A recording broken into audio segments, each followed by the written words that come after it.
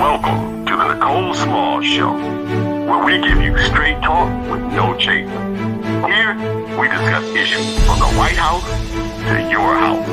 And now, here's your host, Nicole Small.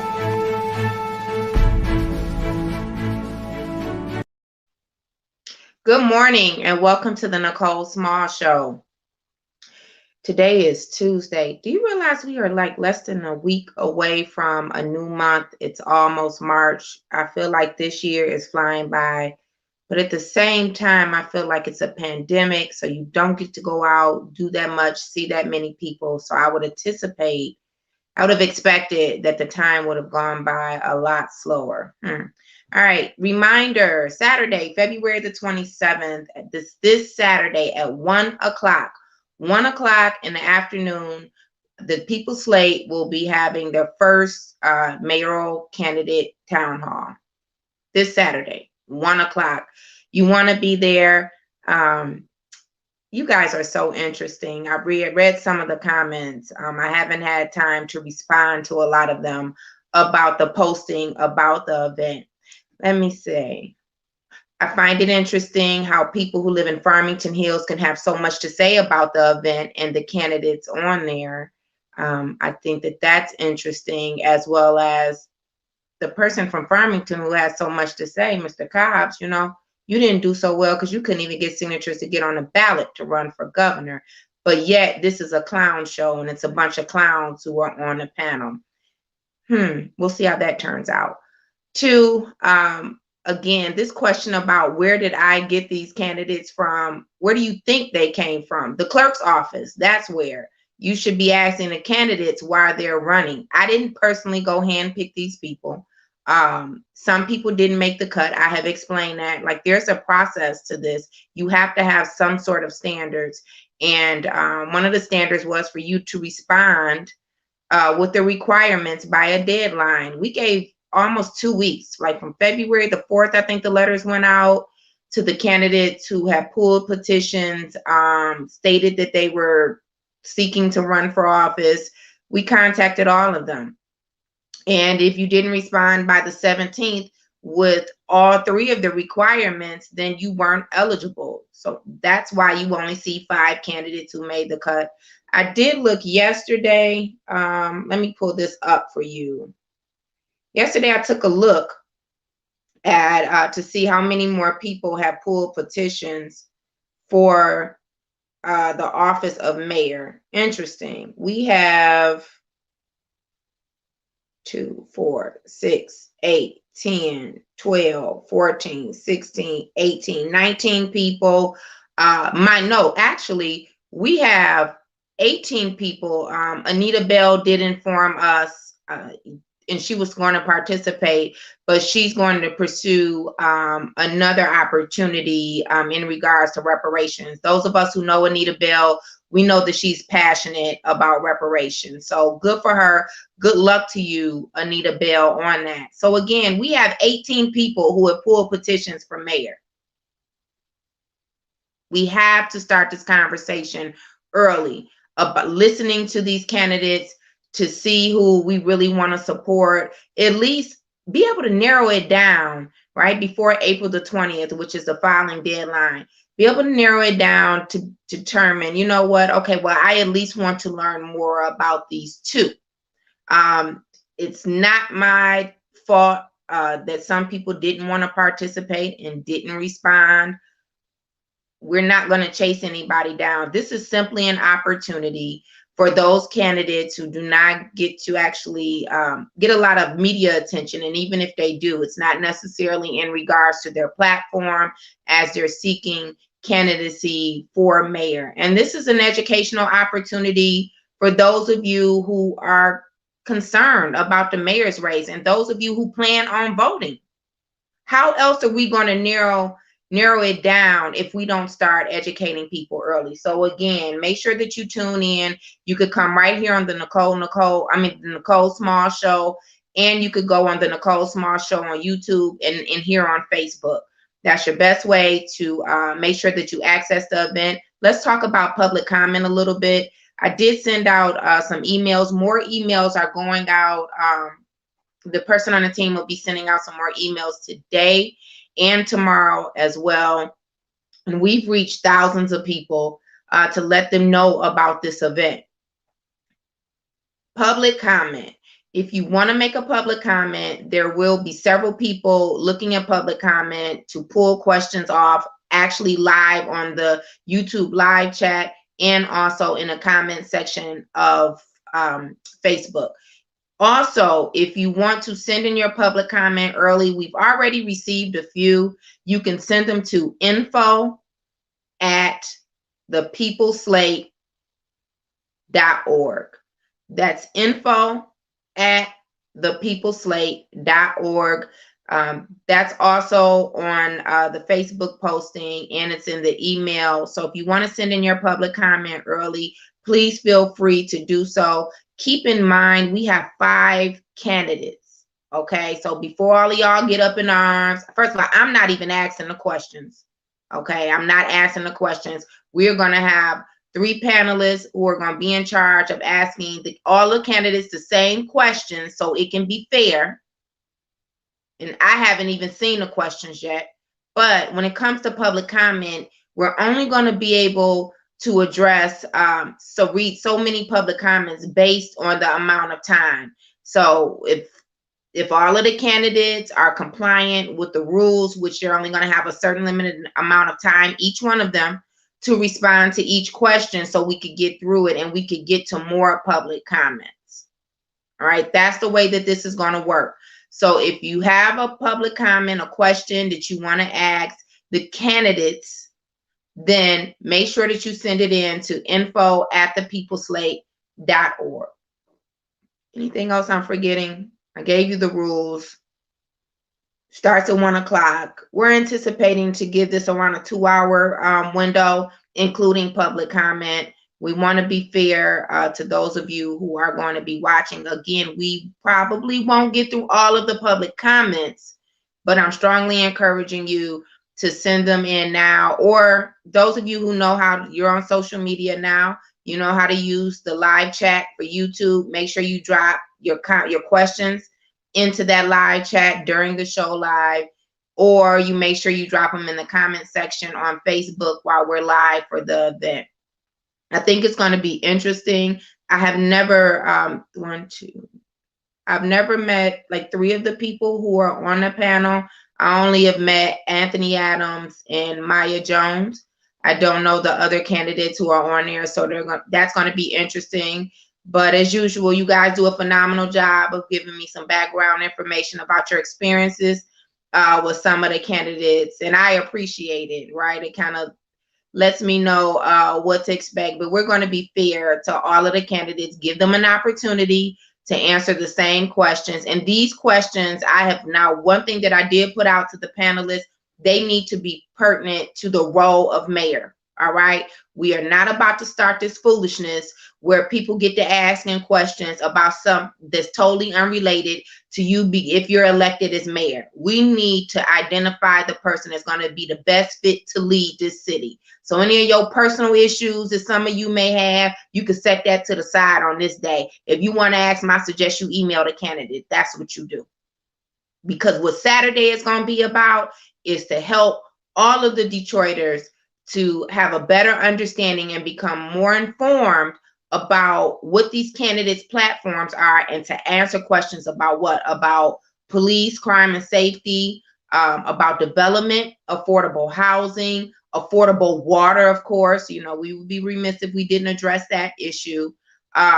Property taxes is going to be on there. An environmental justice question is going to be on there. So I really tried to make sure that when we crafted this whole event, that we were trying to address some issues, and jobs is always an issue, right? And small businesses. So we have to be able to get through, I think that was 7 questions. So we reached out to the experts, and they're supposed to be bringing us some questions that they think will kind of encompass some of the issues and what they will be looking for some solutions from the next mayor of the city of Detroit. regarding Mayor Duggan not being invited. I told you that when I first started talking about this event, is that we decided at the People Slate that this time around, because the mayor dominates the media attention, that we, in order for people to really make a good assessment of which candidates would be best to challenge the incumbent, that first we need to start off with the incumbents. That's just the way that it is. This is the first of a series of events, but it makes sense because what will happen is that people will be distracted by the incumbent. And what we're going to do is, after this event, I don't know, we have 18. We're going to see what the ballot looks like after the April 20th deadline, and there'll probably be two options. If only a few make it, then we'll just have one town hall forum, including the mayor. If not, we're going to have to narrow it down to the top 3 and then invite the mayor. We're not going to do what the Democratic National Committee did when they had 8 people up on the stage. That just becomes I was going to say some type of show, sugar, honey, iced tea show. That's what it becomes. But we will be inviting the incumbent, Mayor Duggan, to the next event. I don't know if he will come. You know that we're definitely opposed, him and I, but this isn't about me, okay? And this isn't about him. This is about the public. Whether he accepts the invite or not, I don't know if he'll have the courage to come. But if he doesn't, then we will proceed accordingly. Fine, no problem. But again, this is an opportunity for those of you, and also there will be some media exposure. Some people from the media, from the news, have already responded that they will be tuning in so they can hear, like, what direction will the mayor, which is the hot button topic, right? Will the mayor actually have a formidable candidate to challenger for this race? That's what people want to know. So that's the purpose of this. Anything else that I found shocking? Quite a few people running for at large. I want you guys to think about this. I'm looking at these police commissioner positions. I guess I would have expected that, because the police commission has been receiving so much attention these last couple of years, more people would have signed up for that. But I guess that's a good thing. It makes it a lot easier for the voters to make a decision. I think it was District 2. We have, District 2 has 4 people running for the police commission. That's the most. That's the most. City Council, District 7. Boy, you guys have a lot of people over there running. District 3, District 4. District 2 has picked up. You know that's my district, right? So District 2, 2, 4, 5 people. Yep.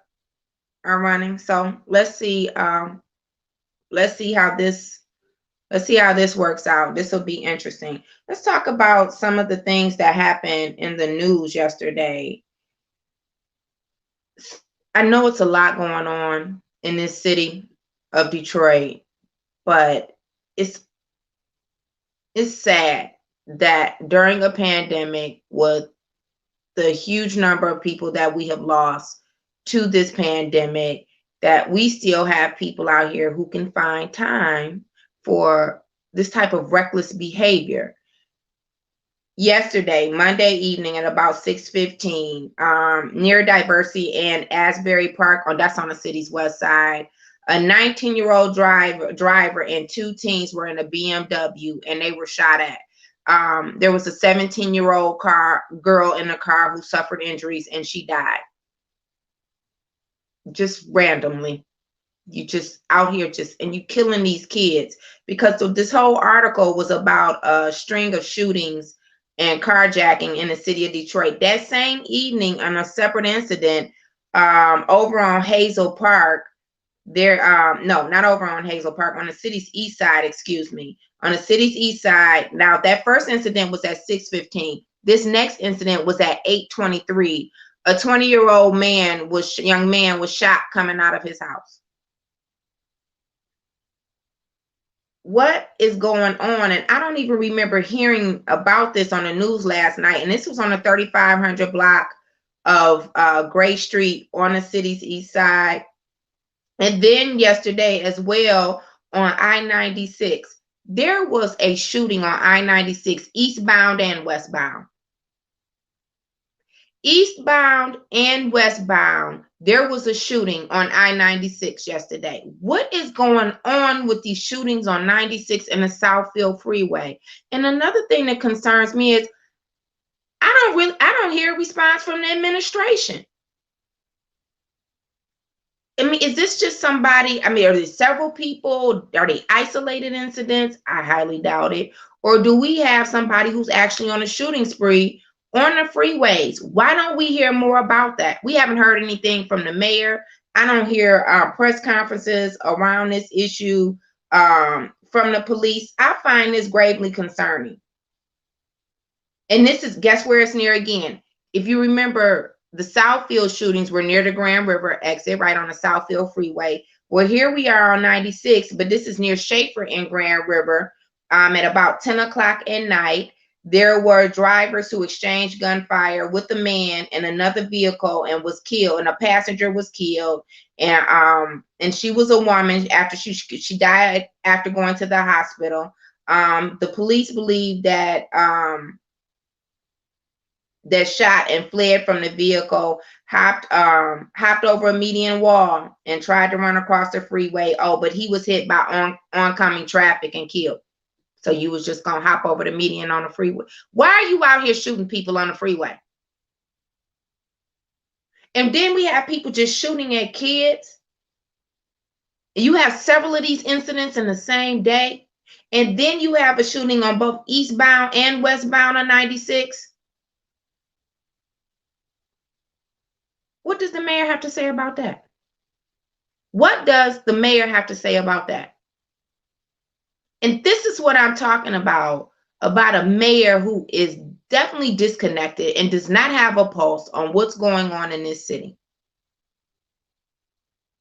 It should have been a press conference call. I find this concerning. You had a shooting on the eastbound and the westbound of I-96 in the middle of the night. You had some kids shot on the freeway, and then you had another shooting on the east side, like all within, it seems like this started at 6 o'clock in the evening and went on into the wee hours of the morning. I don't know if they were isolated incidents or not, but this is a problem.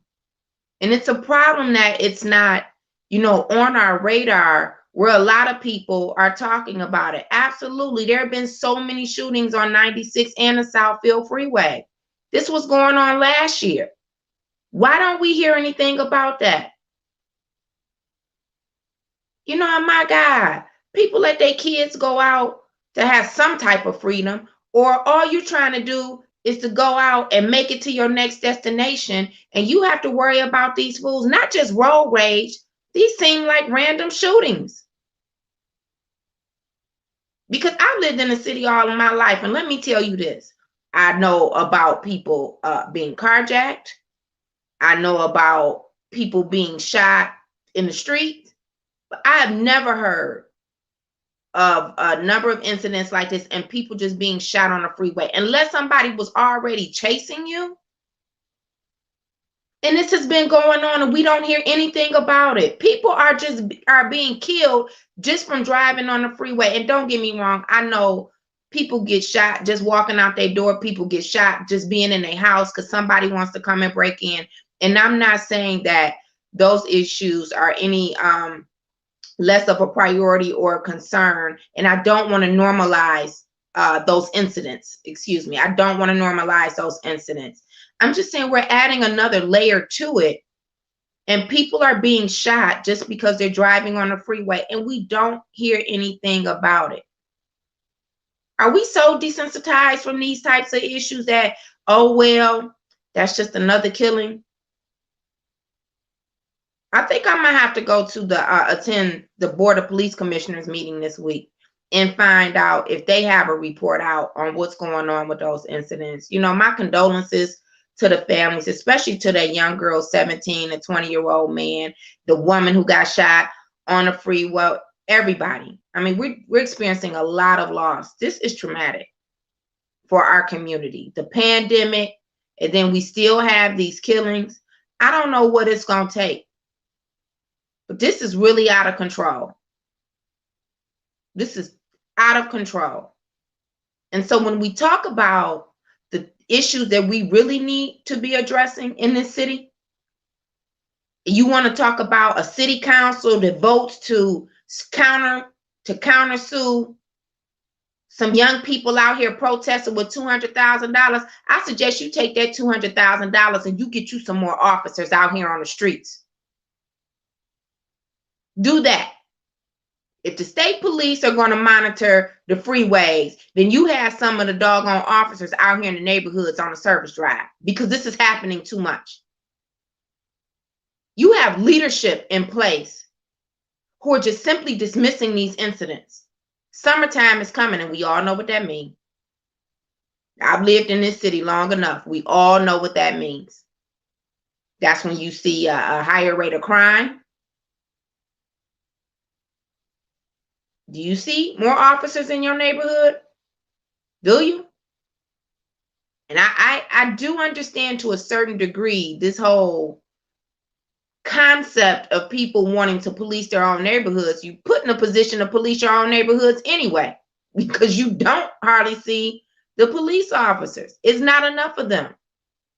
And what happened to all of those police officers who were downtown directing traffic under fully functioning traffic lights? Y'all know this is a pet peeve of mine. These secondary officers and these police officers directing traffic downtown Monday through Friday. The only reason why you really haven't seen them is because it's a pandemic, right? But they used to be out there from 4 to like 6 p.m. Monday through Friday directing traffic. You would see them at the intersection. You know where the Speedway gas station is off 75 and Lerner? You see them right on over there.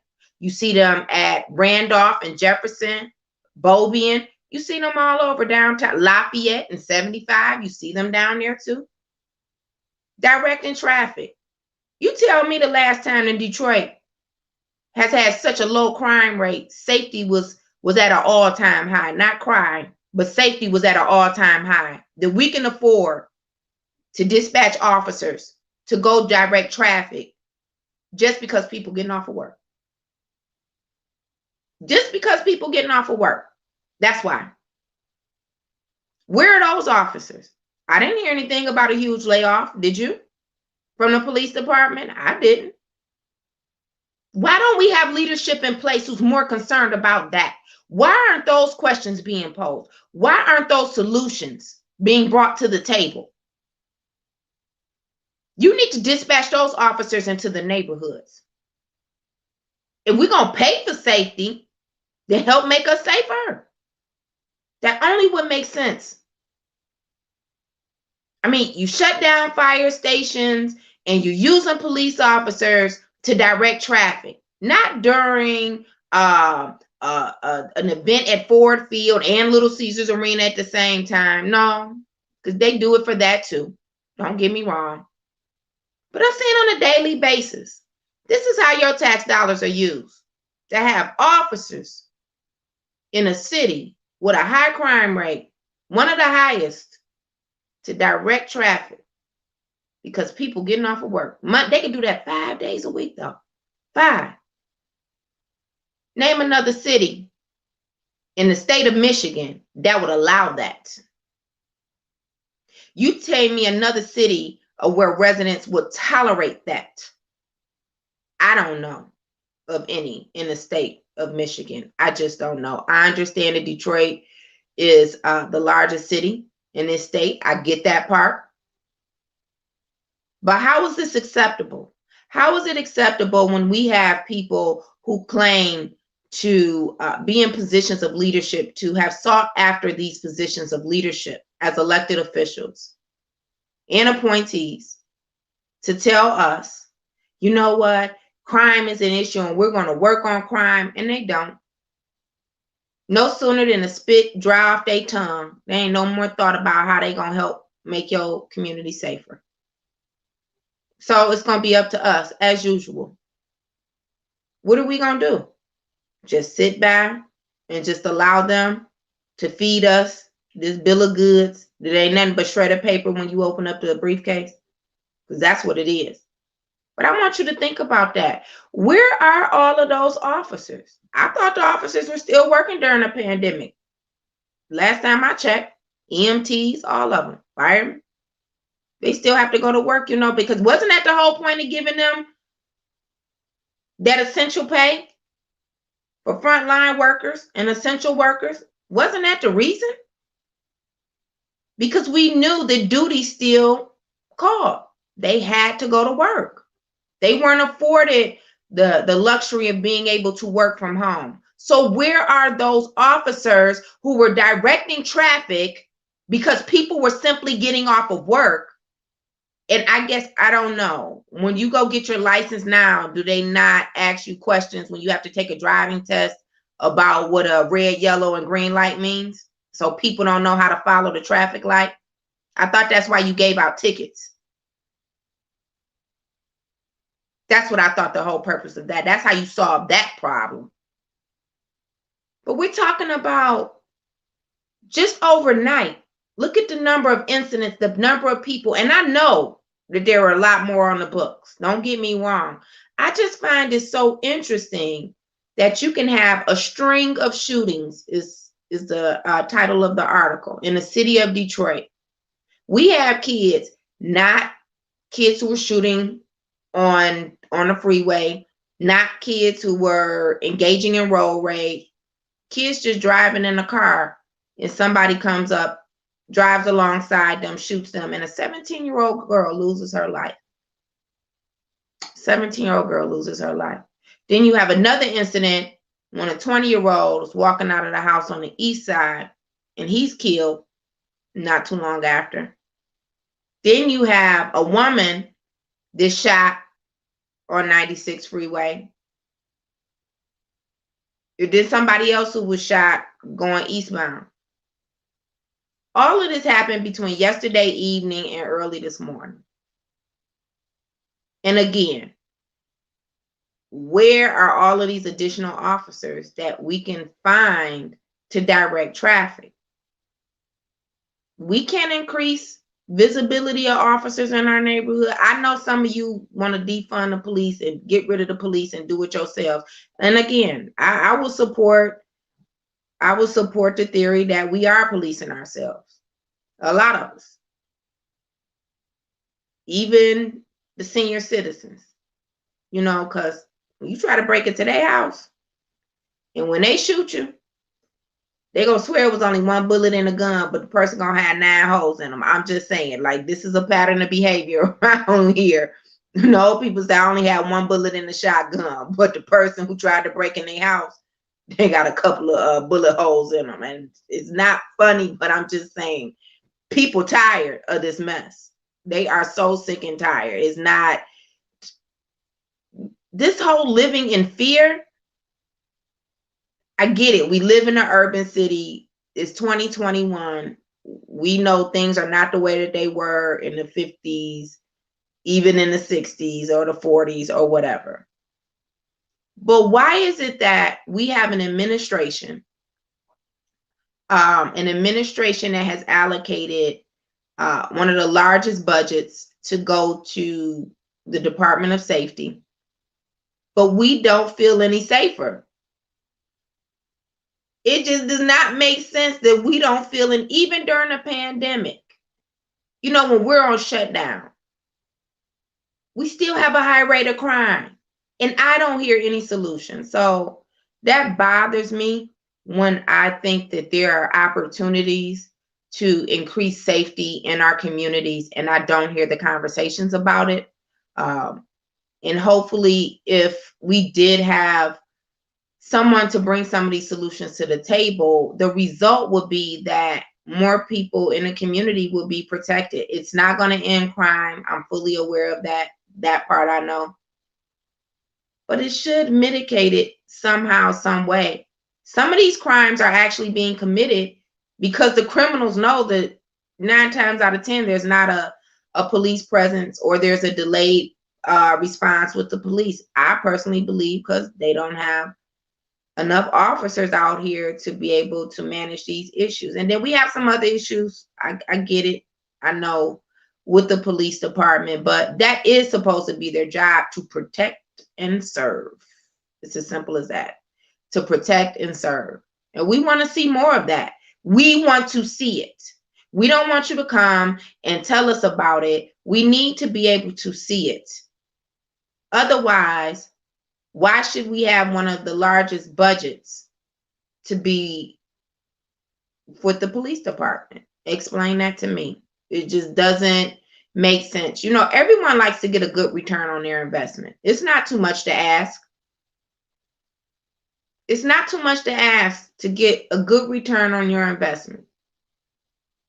You got over $300 million allocated to the police department. I hear about the issues with recruiting. I get that. I do believe it probably is some issue. There's some validity there, that there's an issue with recruiting officers to the Detroit Police Department.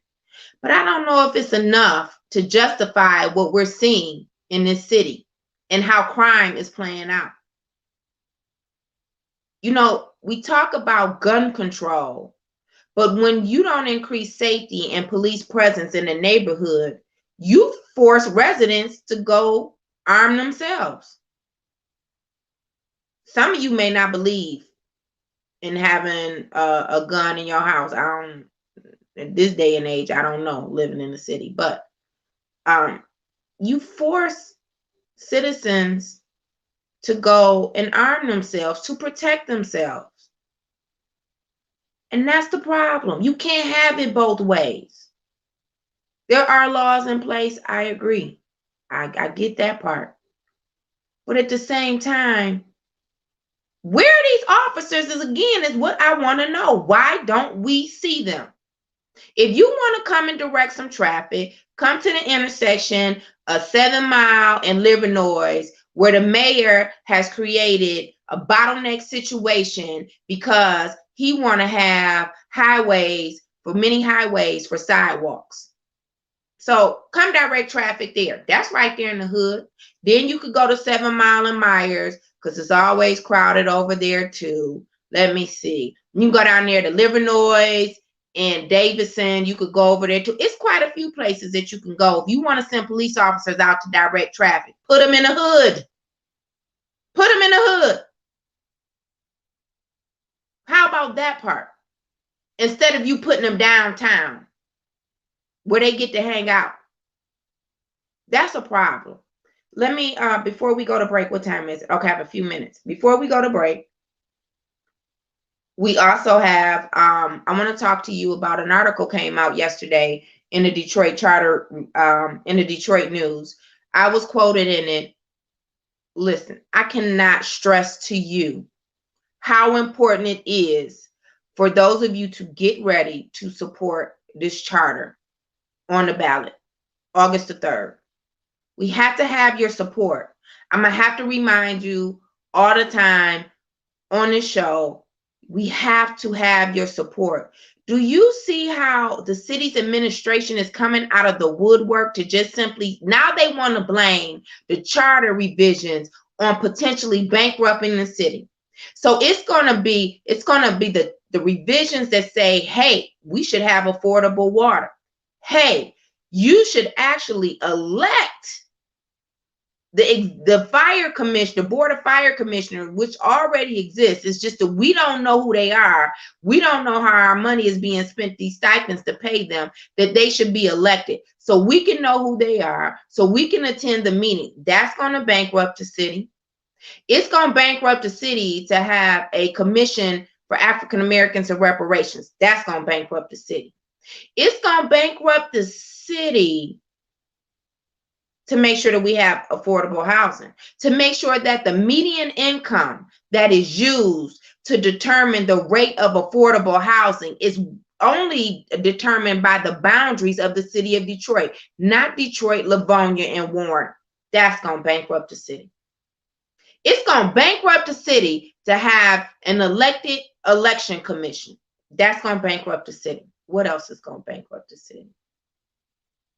Something else that was going to bankrupt the city that it just, I just said they really are reaching. But you know what was consistent from the election commission, from the chief of fire, from corporate counsel, from the fire commissioner, the chief of police, corporate counsel and LPD, is that they are, and Scott Benson and Janae Ayers, who was quoted too, they are so concerned, as if we're just being fiscally irresponsible, because this can lead to bankrupting the city. The safeguards that we put into this charter revision for you, the people, that's going to bankrupt the city. And they're so concerned. Well, if you were so concerned, city council members, well, what happened to you coming to the table like you said that you were back in 2018 when you were supposed to convene that meeting at the internal external committee, because we were told that this is the process, remember? And you were going to bring us a list of recommendations, not wait until the date of the deadline to have a 6-hour meeting. And then to try to dog walk all of the work that we have put in along with the public. But you're so concerned, right? All of them received an invite, several invites, because we sent them to both the executive and the legislative branch, inviting them to be a part of this process. But you weren't concerned for over a year. But you're concerned now after the fact. So you could try to use that for some publicity to manipulate the citizens of Detroit into believing that we have not done our due diligence, that we're not doing what's best for you. They want you to vote against your best interest. Now, I'm telling you that that's what they want. I'm telling you here today. I'm telling you, we're 59 days away from the election. I'm telling you here today that that's what they want you to do. They want you to vote against your best interests. Now, you could be the fool and do it again like some of y'all did for Proposal N. Now, that's on you. But don't say I didn't tell you so. What they want is for you to vote against your best interests. And that's the bottom line. Now, you could be crazy enough to do it if you want to. But then I don't want to hear about it. Lord be willing, I'm still on this earth 20 years from now. I don't want to hear it, because that's going to be the next time that this charter is going to be up for revision.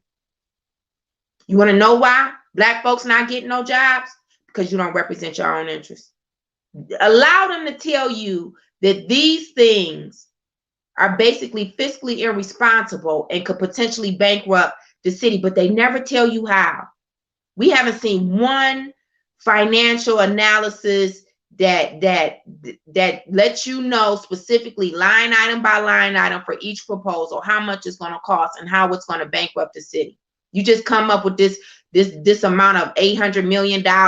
It's going to bankrupt the city by $800 million. How you come up with that number? Where's the report? Where's the report? Show it to us. Just like they always telling us, oh, well, we can't find folks to work in the city of Detroit. They can't pass the drug test. Oh, but you go get these white folks from the suburbs who high off of crystal meth, oxycodone, and everything else, okay? And they get to go ahead and build Little Caesars Arena. But Black folks smoking weed can't do the job, because the reason why they can't hire us is because all we do is sit around and smoke weed. Folks been smoking weed since I don't know when. Shut up. And I'm not telling you to go out here and be working construction and be high. That's not my point. Folks drink on the job. That's a problem too. But don't act like just because some people engage in smoking weed that all of them gonna come to the job high. And that's another insult to Black folks. Reason why you can't get the jobs is because you don't want to work, because you Black and lazy, and because you Black and high. That's what they tell you. But you go for it, because some of y'all go out here and you repeat it like the fool. You repeat it. But they never once have shown you where they had to do mass hiring, because that's what it is. When you hire for a project like that, you have to do mass hiring. Show me where you put out the call and recruited Detroiters, and they came, and they were you have to make it through the interview process in order to take the drug test. So show me where they made it through the interview process, and it's this huge number of Detroiters that made it through, but they couldn't pass the drug test. Tell me, show it to me. Stop telling me this garbage without any proof. So don't tell me that these safeguards that we put into the charter are going to bankrupt the city without proving it to us. That's how gullible they think that we are. It's just that simple. But let me tell you what could probably bankrupt the city and what I find to be fiscally irresponsible. Oh, spending $9 million on bike lanes. Let me see. Using city resources. Since we want to talk about how the charter revisions are going to use city resources to bankrupt the city, well, I think using city resources to get your girlfriend some money for her foundation is fiscally irresponsible and can be a contribution, a contributing factor to bankrupting the city. I think that could be. Also, I think that, you campaigning on city information and on city time for you to run for re-election as the mayor, and then you're going to put at the bottom of the screen after you tell people, oh, we've opened up the door, opened up the window, so now people under 60 can come and they can get the vaccine. And then next thing you do, after you give out the city's information, you ask us for some money for your campaign, because that's using city resources. That's fiscally irresponsible too. Don't forget that part. Let me tell you what else is fiscally irresponsible, could potentially bankrupt the city since I'm on the road right now. Oh, opening up the TCF. The first time, remember we supposed to have that hospital? What happened to that? That was a rabbit hole. That was down a rabbit hole too. That's fiscally irresponsible because it wasn't properly planned. Remember that part? Oh, but now that we have TCF open for you to get the vaccine, I can't wait for somebody to do an audit to see how many of these folks is coming from beyond Howell, Michigan to come and get this vaccine. Stop believing that because it's a line of cars that they are Detroiters. But this is supposed to be to help Detroiters. And I know for a fact I've been getting phone calls about people asking, well, I've been trying to make an appointment. These are Detroiters. You better find out how many people don't live in the city of Detroit who trying to get that vaccine. Now, y'all know I'm not one of them, but that's all right. Because those of you who want it, I want you to be able to get it because you live in the city of Detroit. You know why? Because that's our money. That's why.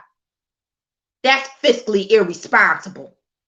That you're not even managing this whole dog and pony show that you got going on down there so you can run for mayor during a pandemic. You know what else is fiscally irresponsible that could probably bankrupt the city? The fact that $100 million was sent here for CARES Act funds, and we don't know where it went. Where did that money go? Because you know what that money could have been used for? You could have put that into that so-called water affordability fund that Gary Brown and the mayor want to always keep toting around here, telling us how we have a fund to make water affordable. Well, why everybody, if it wasn't for a pandemic, everybody had their water shut off again? Why you didn't put the money into that? Offset some of that debt so people don't have, when the doors open back up or after the election, because that's when he's going to go back to shutting everybody water off in 2022. I told you that. Don't forget I told you. So when the doors open back up, you're going to have a huge water bill. You better start thinking about it. Don't get comfortable around here and think that he care about you, because they don't. But that's fiscally irresponsible, right? You're going to tell me that having affordable water in the city of Detroit, you're going to tell me that making sure that in a city where the average resident make less than $25,000 a year to ensure that they have real affordable housing again is fiscally irresponsible and going to bankrupt the city? But getting more bike lanes and trying to force that streetscape over there on them folks over there in Virginia Park on Rosa Parks and 12th, that's not fiscally irresponsible, right? Because that's how we should use this money. Who you think you fooling? Who? Because it's sure not me, and I know it's surely not some of you out there. But you want to talk about bankrupting this city? Let's talk about that.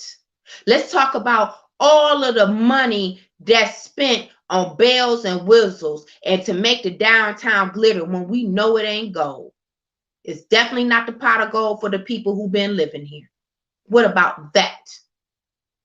What about how you want to redo a 6 Mile and put a streetscape over there? Fool, barely two and a half cars can get down 6 Mile at the same time between Livernois and Wyoming. This is what I'm talking about. This is why you can't have somebody running this city who don't even live here. This is the problem. This is the problem. And those that do live here, who's sitting up here in leadership, your silence at that city council meeting was complicit. When you didn't stand up for a commission for reparations, you were complicit in saying that Black people don't matter. And you Black yourself. You were complicit in it. To say that we should not have more transparency and accountability in this city for a board, for the fire department that already exists, you say don't elect them? Because that's going to bankrupt the city. Oh my. How stupid do you think we are? People who work can't even afford these water bills. Everybody and their mama stay on a doggone payment plan at the water department. Let's just keep it 100. And you gonna tell me having a plan that not only ensures that people will still pay their water bill, right? Because right now you're struggling to pay your water bill. I mean, outside of the pandemic, right? That people can have access to clean, safe, and affordable water. That's gonna bankrupt the city. That's gonna bankrupt the city. You need to think about how little they value you when they say these types of things. And so now that's gonna be the campaign. The charter revision is gonna bankrupt the city of Detroit. No. Irresponsible, corrupt leaders is what's gonna bankrupt the city of Detroit. Giving away hundreds of millions of dollars in tax subsidies to the Dan Gilberts of the world, to the Sherm development down there on Lafayette, giving them away to Sue Mosley when she won something, Maddie Maroon, all of these folks. But when it comes to overtaxing and giving Black folks who've been living in this city and white folks who've been living in this city and my Latino community been living in this city and some of these other folks who've been living in this city for decades, giving them a tax credit is going to bankrupt the city, because we got that in the charter too now, okay? About how you should be able to go back to the city and contest any overtaxation for more than 10 years. And they should give you a tax credit. You know why? Because they give everybody else some credit. They give folks credit who don't deserve credit. But that's going to bankrupt the city. See, what's so stupid about it is that if you give people a tax credit, you don't have to give it to us in whole, but give us some type of relief. So then you know what? We can afford to keep these houses because it's less than we're going to have to pay for our taxes, right? So the bill is less and it'll be more affordable because you're still over assessing us. I know you still over assessing me, and I'm a challenge man, okay? Then our people can pay it. You don't want to give us no relief. You just want to keep us in a chokehold. Now that's what's gonna turn this city upside down, because you're putting us in a pressure cooker, right? And the only way we're gonna get out is to pop the top off of it. And that's what's gonna happen. But you can find a way for everybody else to get a tax credit, but you can't find a way for the people who've been living here to get one. You can't do that, because that's gonna bankrupt the city. See, people, I tell you, they only treat you the way you allow them to treat you. And we have to stop this. You should not allow them to use you, to exploit your vulnerabilities and your ignorance around here, telling you not to support what's in your best interest. Black folks tired of struggling. The people in Southwest Detroit, they tired of struggling. The white folks who've been living here for years, who not rich, they tired of struggling too. The Stephen Boyles of the city of Detroit, they tired of struggling too. And all we do is sit here and struggle, and we turn around and people who ain't even been here to breathe in the air for 5 minutes, they get all of the amenities. So you have two choices. You could vote to improve your quality of life on August the 3rd and support the charter. Or you know what you do. You too can engage in corporate welfare and vote against it. You could go and make rich people richer. Now, the choice is yours. I can't tell you what to do. I told you what you should do. I can't make you do it. I'm just telling you. This will be in your best interest. Let's go to a quick break, and we're going to come back with our guest. We have Mitzi Ruddock, and she's going to talk to us about Black entrepreneurs in the cannabis industry. We'll be right back.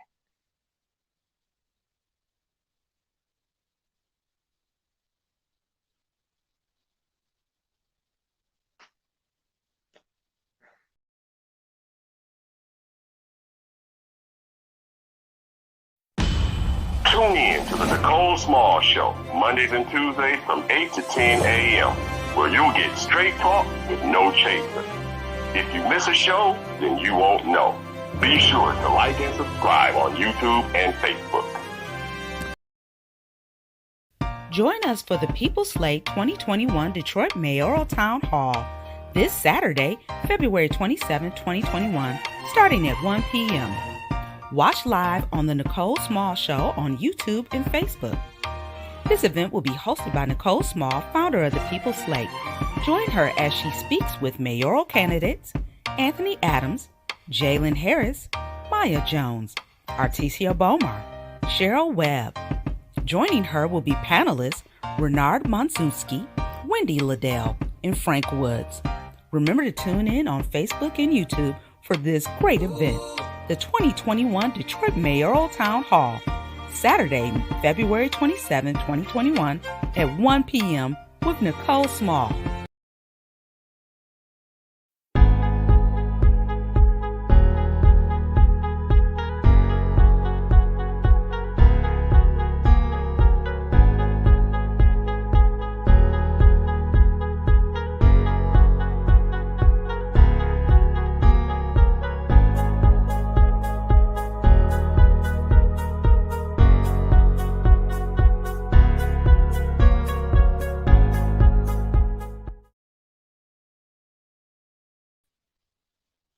Welcome back to the Nicole Small Show. I am joined today by a sister who has definitely overcome some great obstacles in this here city by being a entrepreneur in a cannabis industry.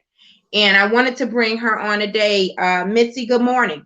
Good morning. I wanted to talk to you about the whole cannabis industry, right? So I'm a little green to it. I remember being very active in the community when it was on the ballot to legalize marijuana, definitely engaging in the community meetings to make sure that this legislation is a good fit for the majority of people who live here. We all know the legalization of marijuana. We hoped a couple of things will come out of that, right? That it would decriminalize the use of marijuana. We have so many people, especially in our community, and those who come out of communities of poverty who have received excessive sentences just for non-violent crimes, such as use of or selling of marijuana. So now it's legalized. For me, there are a couple of things. One, I want to make sure that we have business owners in this industry who are responsible, who care about our community, which is why I wanted to have you on. I think you could definitely give people a different perspective, those who are just diametrically opposed to having any dispensaries in the community. Hey. Also, I think that we should show that at some point, it's here. Right. And yes, it's here. Like other communities get it. They were already planning, help push the legislation. Yeah, and so then they Yeah, knew that this was going to be a multi-million billion dollar they did. industry, and we're all so often we're slow to move, and we're the consumer We are, instead of the entrepreneur. So for tell me sure. about your businesses. You have a couple, one where you help people to grow, right? And then also you have one where you walk them through the process as well, which I really found that to be like that's such a phenomenal idea and great work to you on that. Tell us about it. So I'm founder of Black Cannabis Access, which was born out of the need to fill the gaps of the cannabis industry. I found that doing this work that the outreach wasn't there for us to get the information. Um, and out of that came Pathway to Legal. And then Pathway to Legal is a 6-week course where I help people go step by step. I'm holding the hands of our people to get through the licensing process. And then I have Hydro 313, which is a grow supply store located on 7 Mile between Woodward and John R. We're not quite open yet, but we are getting our inventory in slowly but surely. But that was born out of I'm partners with some of my students, people who have taken my class, because capital is an issue, right? They created these social equity programs, and we'll get into that in just a second, but they created these social equity programs with no money. So Mm. when you create programs with no money and no resources, then now we got to figure out, well, how are we going to still be able to move forward in this industry? And so we're starting to create our own capital and raise our own money. So you raised so many great points when it comes to us getting into this industry. We have a lot of trauma that we still are not dealing with. And it's like fear. Like we're asking the very same people who locked us up for a license to do this business, which is that's Mm. crazy in itself. You know what I'm saying? Because I'm sitting here having conversations with people who have been in this industry for, 20, 30 years, been locked up, had issues with police, and then now they're like, shit, how do I move forward in this industry? I want to get legal. And all of Mm. them should have that opportunity to get legal. So my passion comes from that. And it just comes from the fact that, I can't believe that anybody, any Black person, brown person would ever go into a dispensary or any of these marijuana stores and it don't look like us in the city of Detroit. Like it's 2021. How could Mm-hmm. we ever? That is like and I always say this, I say it's an economic genocide if that happens.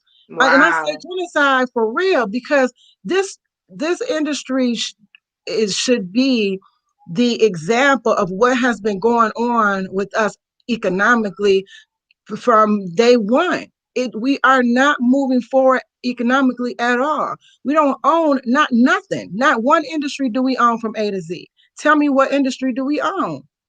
Well, and This then also, I think that we should recognize one, this legalizing marijuana reminds me of what happened when they brought the lottery, right, into play. exactly. So we used to have people who would run the numbers. And here's Yep. the thing, the number man would be the one who would help people pay rent, used to Yep. help some people, kids go to school. I mean, there was a return on your investment from playing your numbers with the number man. So then it went to the state, and the state was supposed to give the schools money. And we all know that that's just been a whole nother issue where it has not given us such a great return on our investment like we once had, and when we actually owned and controlled running the numbers, right? So Right. now here we have the legalization of marijuana, and while some people don't engage in it, like I don't smoke marijuana, but I'm not saying that to say like, oh, I don't smoke marijuana and I think that people who smoke marijuana, they shouldn't be able to have access to it. What I'm saying is, as opposed to a person who doesn't smoke marijuana, I say, look, if you're not getting in on this money, something wrong with you, because how long Yes. are you gonna be the consumer? And I'm saying, for me to be able to say that, right, it's not for me to be able to have more access to something that I personally use. I absolutely believe that people who look like us, because the part that really grinds me is that when this whole thing was put into play and it was legalized, we saw people coming from all over. And I don't know if our community realizes that. The people who own the majority of these dispensaries, and I said, they don't look like us. They don't and look they like don't us. care. They do not care.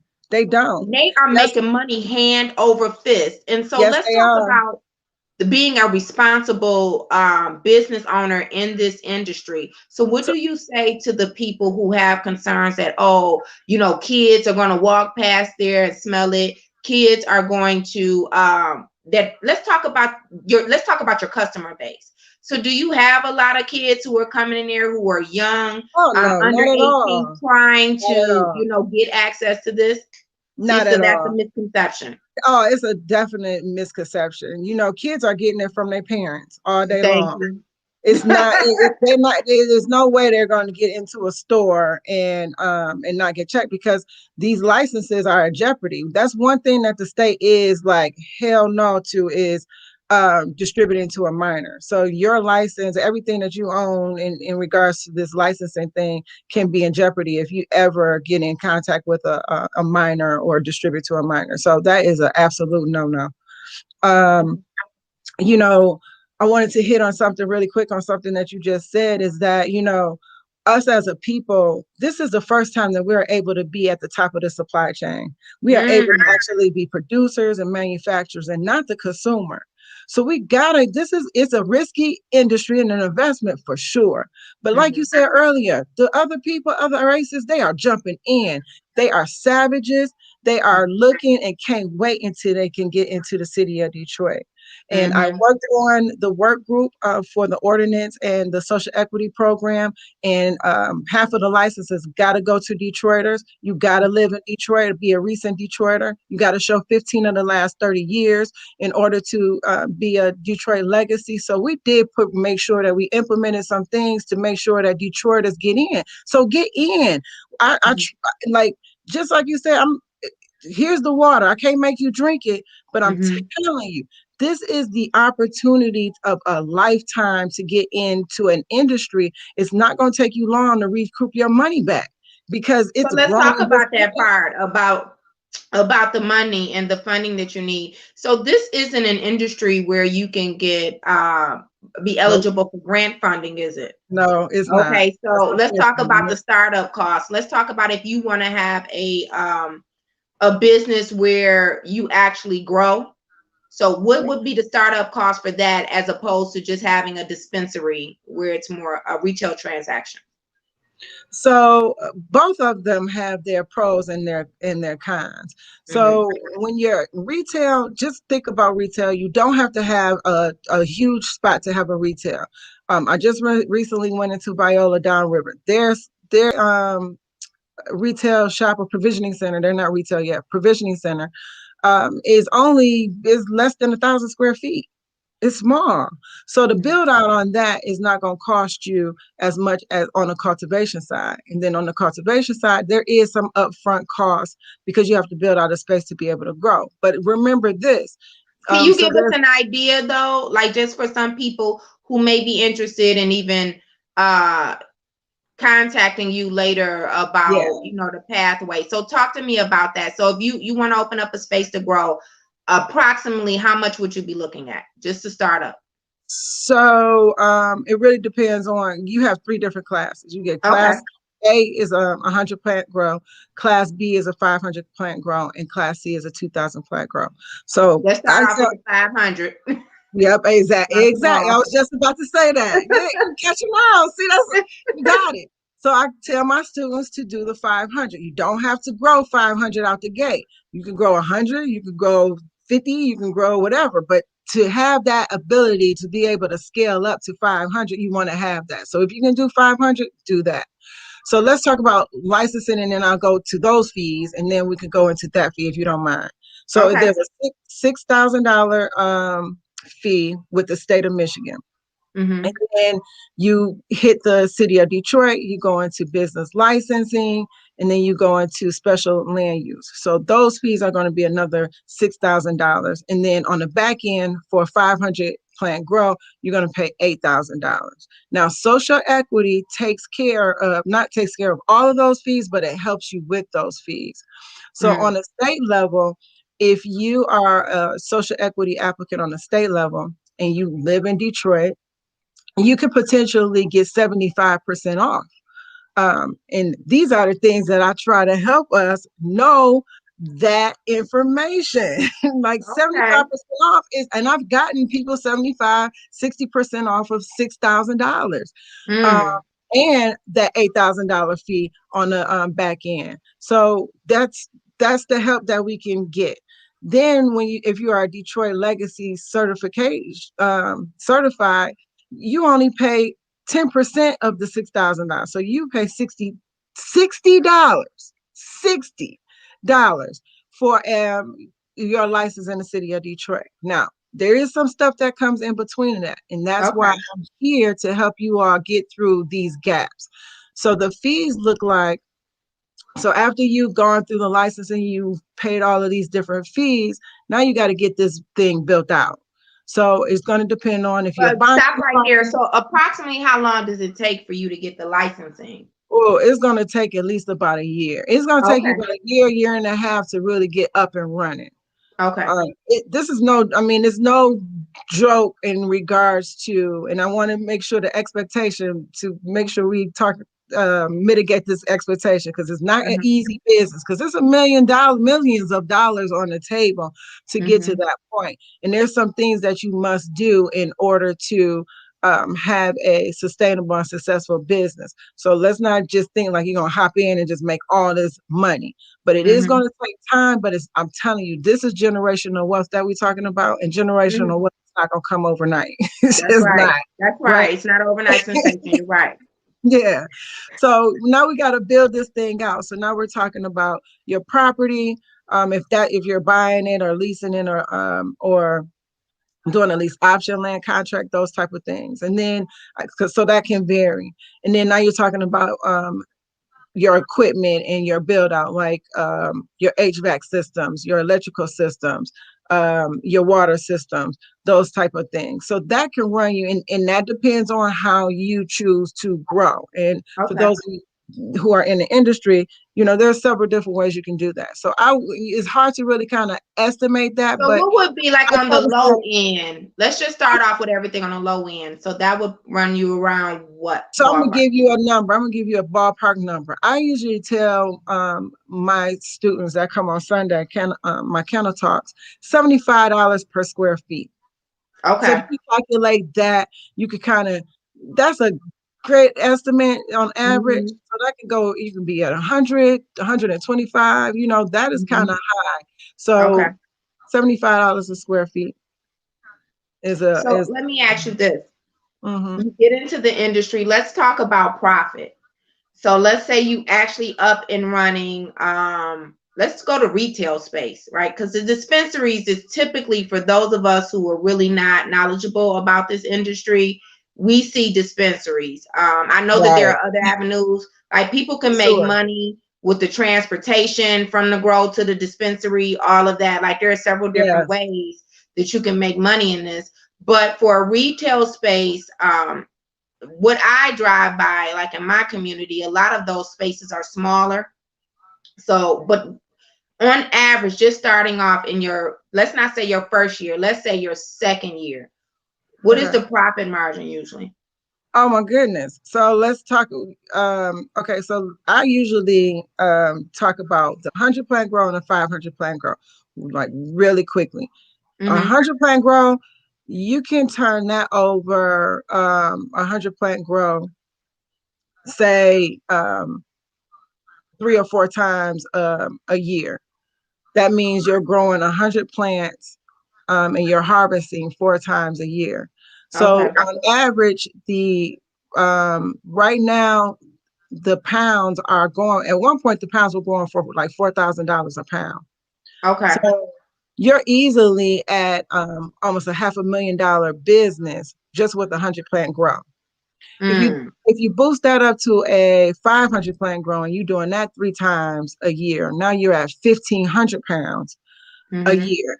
You're already at $1 million business. So that's just what you're growing. What is this? So That's what when I hear about, oh, go ahead.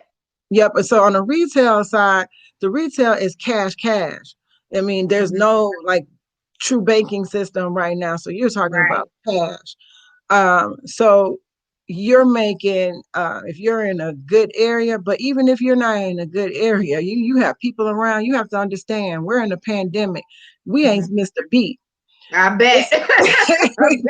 It's an essential medicinal product right now. And people are using it for anxiety and depression and a whole lot of things. And have you seen an uptick because of anxiety and mental illness and stuff during a pandemic as far as your customers? Also, well, so when we hear about like these CBD oils and creams and things like that, do you get into that as well? So I do. I mean, I make a cream that's THC based. I don't do CBD. I'm just a proponent of THC. Everybody is different in the industry. I'm not scared of THC because I understand it. I've been in it for over 20 years, so it doesn't scare me. It's just education, and that's what's very, very important when we're talking to clients and patients. We have to educate people on the effects of THC. So, for instance, and I'm happy you brought that up too, because that's another reason why I got in this industry too, because my father passed of cancer. Right now, he did not believe in cannabis, but and I'm finding that people are wanting to take cannabis at the 11th hour.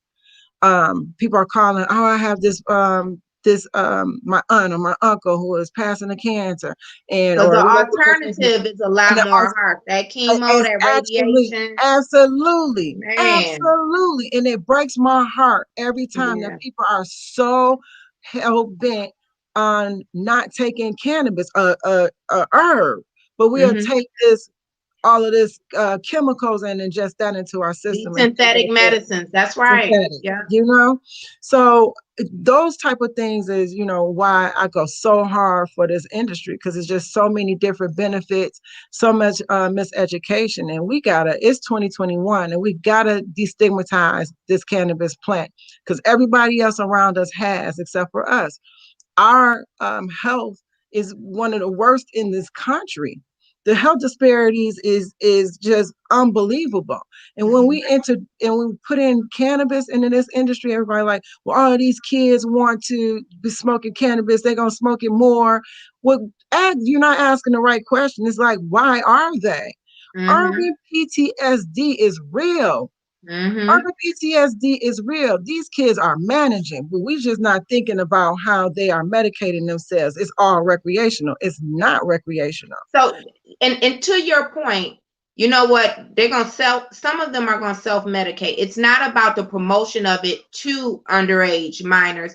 My problem is you see so many of these kids out here, you got them popping ecstasy, Molly, all type of stuff. Okay. There's some real hard drugs that make you delusional. Yes. All right. You talk about them, you talk about them going out here doing some crazy stuff.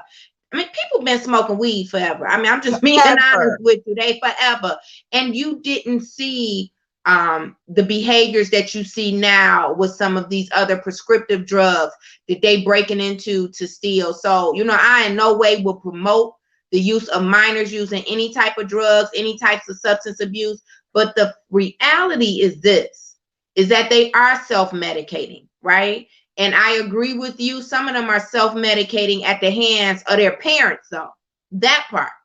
They think that all of these kids are out here just going out here getting it in the streets. A lot of times they're not, but that's a whole different conversation. That's part two. Let's take a caller. Good morning and welcome to the Nicole Small Show. Good morning, Nicole, and to your guests. Oh, hello, Mr. Love. Yes, and good morning to everyone. The newspapers and the chat system is live and well this morning. Good. I guess the question. Utopia Gardens on Lafayette. Are you familiar with that location? Yes, I am. Oh, she said yes, she is. I don't go in there, but how living in the particular area, I believe they call that Morning View over there. And I'm wondering how they were able to set up that magnificent building, big lot on the side, another large parking lot across the street. And this was done before the announcement that the licensures were even being considered. How did they do that beforehand? it's being at the table. Like I noticed just doing the work that I have that we don't show up. And when we don't show up, things get slipped and they're lobbying very hard. They are in the Arabs, the other people outside of this city who don't live here, they are at the table. And if we're not at the table, that's how these things happen.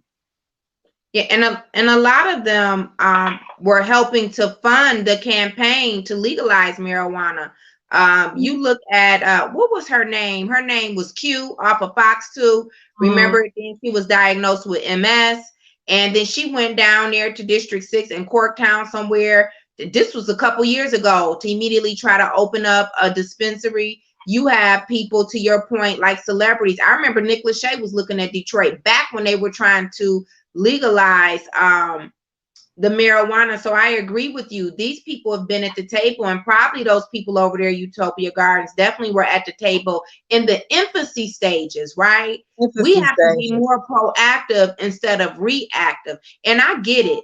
You know, people don't want, and thank you so much, Mr. Love, for calling. Thank you. People don't want to see these dispensaries near, you know, the churches or the schools or whatever. But I'm gonna be honest with you. These kids are going to gas stations, getting blunts. They are going into the liquor stores, things of that nature. They're going in the liquor store. I'm sorry, Nicole. They're going in the liquor stores to get weed. Like they don't. Let's not. They are in the liquor store selling weed. So. I'd rather have a sister like you know what I mean, who care about our babies and stuff, who would be like, hold on, nah, you're not gonna come in here and do that. To have somebody who coming from West Bloomfield or Howell, Michigan, who don't care about nothing but a dollar to be the person inside the dispensary. Now that's just how I feel about it. It's here now, okay? It's here. So it's here, and you're not gonna get rid of them. So we need to be more cognizant of those businesses. We can't get rid of them, Nicole. We can't get rid of them because here's adult use is coming, right? They have to come to the community and ask for your blessing to operate into your community. Don't let these others in. Ask them if they Black owned. Ask them what they're going to do for the community. We do have the power to let which cannabis companies come into our community. Okay. So if they're not Black owned, don't let them in. That's our problem is we give the Black owned we give the Black owned dispensaries so much flack. You know what I mean? That and then these other people coming in here and they setting up shop and you act like, oh, it's all, you know what I mean? This is the best thing ever, or you're silent to oppose them being entrepreneurs. But when it comes to us, because there's another sister I know who's trying, who owns bought a building over on the east side, and boy, they giving her the lux. They really, and I couldn't understand it. Like, she has a gated parking lot and everything on the property. Zane, I don't know if you know her. And I was just thinking, why is this such an issue when you look right down the street and you have Arab business owners in the same industry, and they're out here and they're thriving, operating free from a lot of pushback from that exact same community. It is something about the expectations and the tolerance of others that we have. You know, we're more tolerant of them being able to do things that we deem to be a challenge to our community, as opposed to when we come in here. Why don't we see things the same way? That was another reason I wanted to bring you on, is because to see a Black woman to be so knowledgeable about this business and also care about our community, you care about your family, you care about your people, you're very conscious. People need to see that side of business owners in this industry. It's so important. Thank you, Nicole. Thank you so much. I Let's go take another, hard, man, with so many opportunities, and but we have gotta, to make sure that we expose them, right? And people yes, take yes. advantage. Let's take another caller. Good morning. Welcome to the Nicole Small Show. Good morning. Good morning. I am definitely an advocate for cannabis, THC, and I'll tell you why. I've been through the last 6 months of dealing with cancer. And I went to the doctor. They gave me all kind of medicine, telling me to take tamoxifen and take this and take that. And I was, hold on, you're doing too much. Went to the point that I left that doctor and went to another doctor, a whole nother system. But in the midst of all that, I had a friend that gave me some Rick Simpson oil. Yep. So I was told that I had stage 3 breast cancer. So they wanted to do chemo first. I'm like, well, why would you do chemo until you find out what size it is and you take it out, then do the chemo? Why would y'all fill me up with all that chemo first? No, that's what it says. The test says. No, I don't care what that test says. So my sister bought me some soursop and black seed oil. So every morning when I get up, and mind you, I have a condition called Irving's palsy, which I had during birth. So I have nerve damage. Every morning I'll put a drop of Rick Simpson oil in my coffee. When I got to the Carmanos Institute, they said you have stage 1 breast cancer. Your tumor is 1.7 centimeters. We're going to do surgery first. Okay, so when they do surgery, I didn't have to get my breast removed. When they did the surgery, they had to take out lymph nodes to make sure it wasn't cancer anywhere else. Yeah, correct. It took out 5, but it wound up being 10 because one had clusters around it with fiber. Wasn't any cancer in none of them. Praise. Yes. So I tell people, before you knock it, try it. And I tried it early when they first started. I didn't wait till I got super sick. Now they debating if they're going to give me chemo or not. They doing another test because they can't figure it out. Lord knows I didn't tell them what I did just to see what they said. But I got all this medicine just sitting here now looking at me. That they done charged the medical company. Now I want to get my own medicine. Yeah. It might come back, it might not. But I'm going to tell you one thing. For me to have paperwork to say grade 3, so when they take it out, it's stage 1, grade 1. You can't tell me no difference about it. That's right. You know, so I tell people all the time, you know, people do stuff for different reasons. For me, it's not the point of smoking to get high. It's more so that you can function, because I refuse to take all the pills that the doctor gave you. You know, they take Norcos, take this, take that. If I take all that, I can't work. Yeah. First thing they think, you know, let's give them this. They want this, they don't want this. No, I don't want all them pills. Because I don't need that. But you got a person who can have a PhD that's popping these pills every day, making control over what's going on now. Yeah. Trying to cope. Yeah. You know, you got to think about it. I mean, I got people that make infused food. I mean, I done tried, like, okay, let's see if this works. You know what I'm saying? Let's try if this works. Maybe if I eat broccoli and a little bit of THC butter on it, it'll help me a little better. Not to give it to your kids or anything. They give kids Ritalin. Yes, you know they do. What that does to a kid? That's right. I know some parents who cook some of their food in THC instead of giving their kids all those pills to be addicted for life, where they can't function. See, the one thing about weed versus, well, THC, I'm saying marijuana, THC, you control what you put in your body. Versus if you take that pill, you got to take the whole pill, and it might be too much for you. You know, they told me when you first start taking Rick Simpson oil, you know, take a rice size. It shouldn't be bigger than a rice. It shouldn't be bigger than a rice. I don't taste sweet. I don't smell like weed. But I know one thing, my whole body was relaxed versus me getting up in pain every morning. I didn't have to take Norco to be dead all day trying to function. Like a zombie. Like a zombie. Yeah.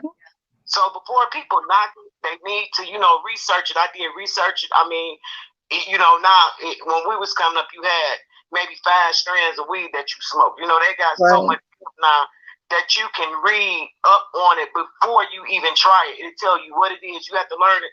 Coming up, we didn't know the difference between sativa and indica. We didn't know one was an upper and one was a downer. No one knew that. No one knew what pains of that. Some people, tend to forget. I got a friend who came and asked me about it. Her mom was forgetting stuff. She said, "Now my mom's remembering stuff. She's walking a little better." I'm not gonna say that it might be the permanent cure, but if you can go to the doctor next to give you some medication to take, what's the difference? And you can control what you take. No, thank you for that. And sister, I will support you. I'll get you information from Nicole, because I'm gonna tell you right now, it's more people than you think. If you go out to Shack at 4:30 in the morning, you ain't smelling nothing but marijuana for them to make your car. So if you got a problem, you shouldn't be driving, because these auto plants is the biggest drug houses in the world. Amen. Let's just be, and I'm not talking about just the workers. I'm talking about from the designers on down. Oh yeah, from the CEO, from the presidents of these plants on down. Let me tell you, you go out to some of these dispensaries they got one in Hazel Park. It looks so nice. They got it so when you walk in, because it's recreational and it's medical. So people have to understand the difference from that. I wouldn't get a medical card, even though I'm probably eligible one, because I can't carry my CPL. You can't do that. Yeah. But here's the thing: you got somebody who snorts cocaine and it's out their systems in 3 days carrying a CPL where they have, and then they can put it back in their system. They have every day on. Just like if you got somebody who take a Tylenol, swear there's still cocaine in your body. That's right. So people need to think about that before you crash it. I know we've been in this fight a long time. It's a guy, actually, it's a guy that started on Facebook like maybe about 8 years ago. Me and my co-host Tangela Harris had him on our show when we first started this, before we could do live videos, when we were talking about the cannabis industry and how Detroit has been really, it's really funny. Black people have been selling weed forever.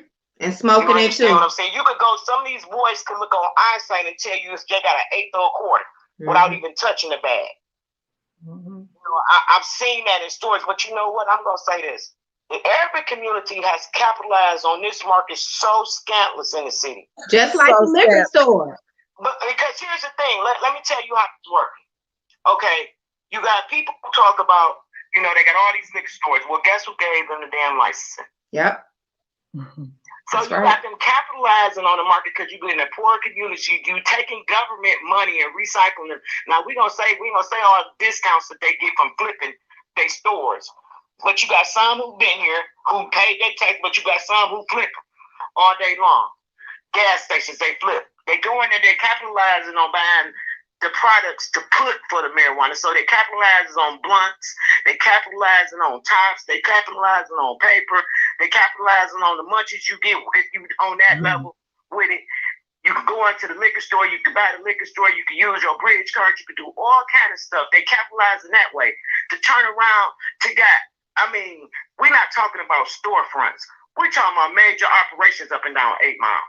You went from prostitution to weed house. But I think that's that slavery mindset, in my opinion.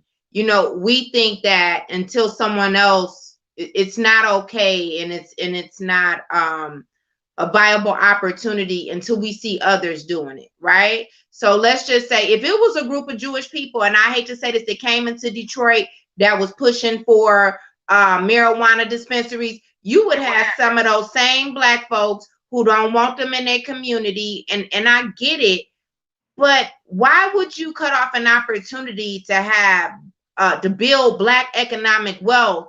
Instead, you want to let other races come in here. What goes on in these liquor stores in my opinion, are more detrimental to what comes out of a dispensary. And that's the reality of it, right? What goes on a street corner with selling these prescriptive drugs does far greater harm overall to our community. Absolutely. They let the younger boys sell weed out of their gas station. Of course. So let's be realistic. They capitalize on both markets. Of course, they getting us at both ends. A lot of gas station shootings and different things like that, especially when they get into it with the owner, store owner, it's something always 85% is on that level. It's dealing with some type of, you let them come in there, you told them it was okay. They just didn't walk in here and say, can we come in here and serve somebody? That's right. You let them do that. So you capitalize, you getting something out the deal where they coming to a one-stop shop being illegal. Well, thank you, T, for sharing. People talk about putting up these buildings, but let me say this. I've never, we've had weed houses in our communities forever. And it was a different type of structure when you had a weed house versus you having a crack house or a dope house. What's a different caliber of customer too? Exactly. So different caliber. For people to be like they don't want them, I understand as far as commercial buildings, but you have people who have grow houses in their houses and they never knew it. They're trying to change the zoning on it, and the zoning, on the charter, they're trying to change the zoning to that where you can't have a grow house within your community. Yeah, and we need to talk about we need to talk about the financial impact that's going to have on this industry. But thank you so much for calling in and sharing your story. We appreciate it. See what happened. I mean, to have stage 3 cancer and then to come back and to say, it's stage 1, that's some wonderful news. It is. And I'm going to be honest with you. I think that people would be surprised at the number of people who are turning towards the use of THC, right? The use of marijuana for medicinal purposes, as opposed, because they're tired of these synthetic drugs, because they're tired of how the drugs make them feel. Right? And they don't feel as if it's really doing a job. It puts them in a state of being almost like a zombie. And that's not what people want. They do want to feel relaxed, but they want some sense of relief, but to still be able to feel like themselves. And I don't care who it is. Look, your loved one suffering, you gonna move heaven and earth to get them some. You don't care if what the doctor is doing is not working. I don't care what anybody says. It is something to be said to watch somebody simply like wither away from you, and you can't do anything. And it's something you just never will forget in your lifetime. And that chemo and that radiation and what it does to people, I'm gonna tell you, I'd rather somebody go and smoke something, or let me rub you some oil on you or something, some cream, but people have to understand there are a lot of people who are hurting out here and they're sick, right? They need to know. Let's take a quick commercial break, Mitzi, and we'll be right back. Okay.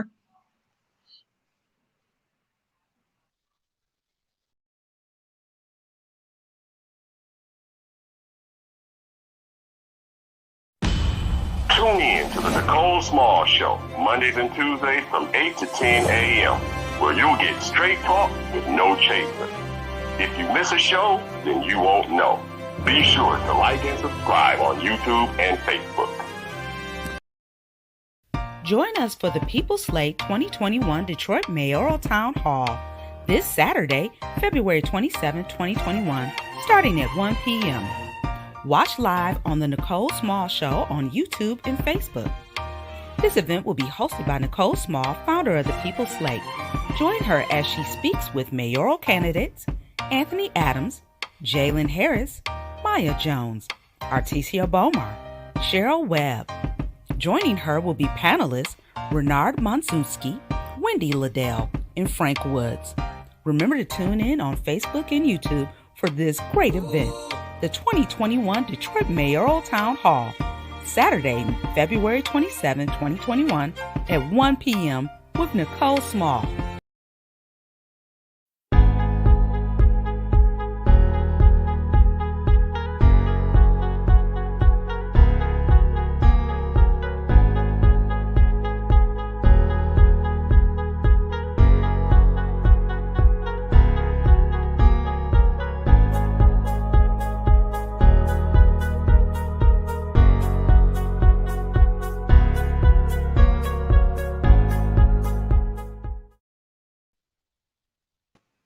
Welcome back to the Nicole Small Show. We are joined by cannabis entrepreneur, healer, teacher, business owner, Mitzi Ruddock. Thank you so much for joining us Thank today. you. Thank you so much for having me. Before we went to break, we had a caller to call in and talk about her experiences with being diagnosed with breast cancer. So just you've been in this industry for how long? Like how long have you been working, even planning to get into this industry? Because this just didn't happen for you overnight either. Absolutely not. So I'm coming from the traditional side. I've been in the industry since 96. Okay. And that's when my father passed and I'm going to college, right? And it's like I had to figure it out. And I chose the cannabis and then doing some other things that I could have been doing. When you're in binds and in situations and desperation, you're trying to figure it out. And oftentimes a lot of us have had to do that. Just because the resources just weren't there. And I chose cannabis and I have zero regrets for it. It has saved my life and my family lives plenty of times. All right. So I've been in the industry since then.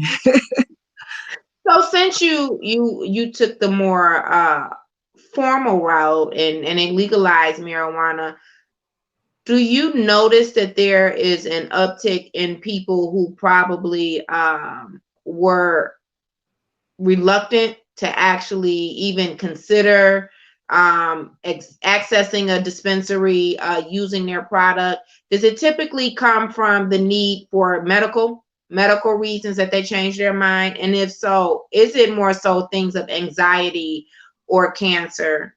What type of health issues do you most often see from your clients coming to see? To be honest, I believe, this is just my perspective, I believe urban PTSD is it. Why a majority of us are choosing to participate with cannabis. It just relieves anxiety. It relieves a lot of emotional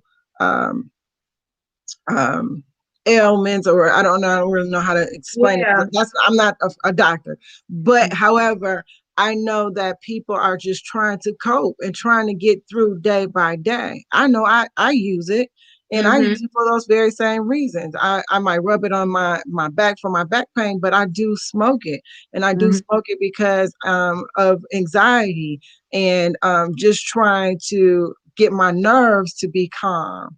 And it helps me tremendously.